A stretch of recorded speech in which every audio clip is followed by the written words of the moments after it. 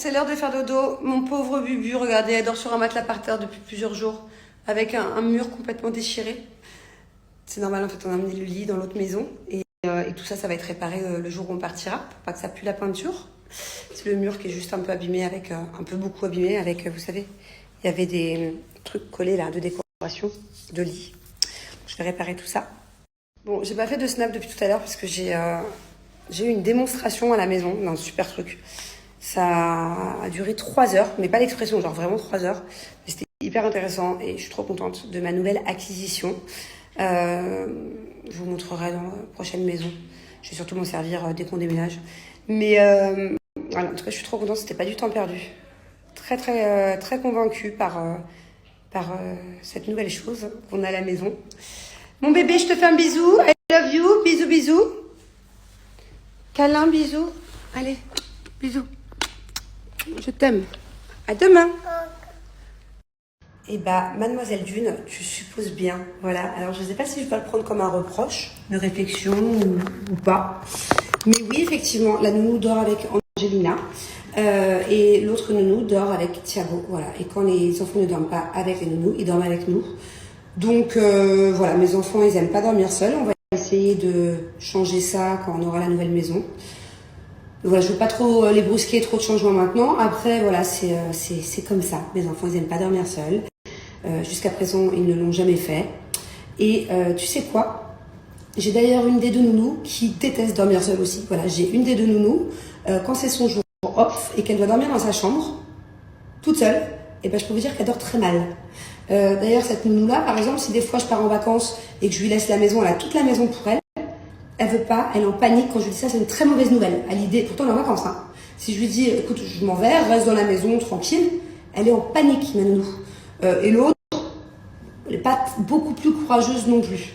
Donc voilà, en tout cas, ça leur pose pas de problème et je me demande même limite si elle préfère pas dormir avec les enfants. Donc voilà, comme ça, moi, tu sais tout. Et mes enfants, oui, c'est vrai. Alors, je sais, je ne devrais pas. Ils ont 4 ans, ils ont 6 ans. Ils devraient dormir tout seuls depuis l'âge de 6 mois. Ok, bah pour plusieurs raisons, ça ne s'est pas fait. Et à chaque fois, c'était reculé pour me sauter. Et au final, on n'a toujours pas sauté.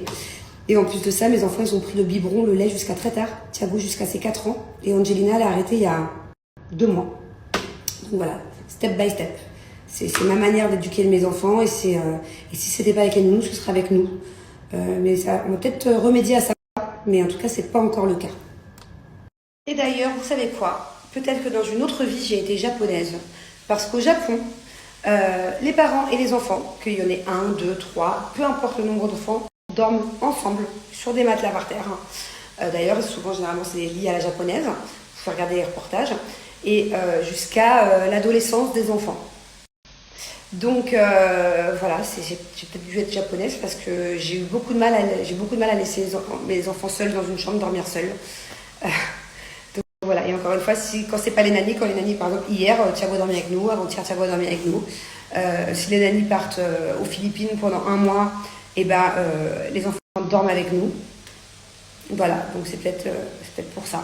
Mais en tout cas, il y a pas mal de cultures différentes dans le monde où les parents dorment avec les enfants. Et carrément au Japon, le reportage que j'ai vu, parce qu'il n'y en a pas qu'un, j'en ai vu plusieurs, donc c'est pour ça que je pense pouvoir affirmer ça. C'est carrément sur le même matelas, c'est même pas dans la même chambre, sur des matelas différents. C'est les parents avec les enfants sur le même matelas. D'ailleurs, en parlant du Japon et des anciennes vies, vous savez que moi je crois de plus en plus au fait qu'on a plusieurs vies. Bon, ça c'est moi et mon développement personnel, spirituel. Mais j'ai reposté ça aujourd'hui sur Insta. En fait, d'après une légende japonaise, tu as le visage, tu es la personne physiquement parlant, de la personne que tu as le plus aimé dans ta vie d'avant. C'est pour ça qu'il faut vraiment essayer de t'aimer, voilà, physiquement parlant, et passer outre les défauts, parce qu'en fait, tu représentes la personne que tu as le plus aimé dans ta vie d'avant. Donc du coup, c'est pour ça que c'est important de se chérir. C'est beau, non, je trouve, comme légende.